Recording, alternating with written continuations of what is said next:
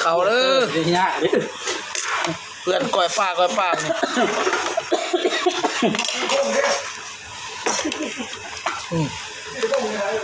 แบบนี้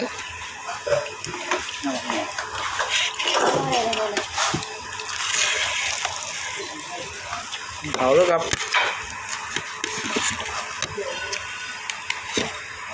ตัวนี้ดิฟตัวนี้ ตัวเนี่ยมาจ้า ตัว ละ นี้ กัน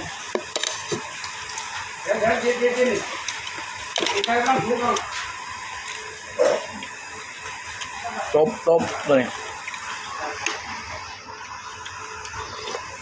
โอ้ยครับเนาะ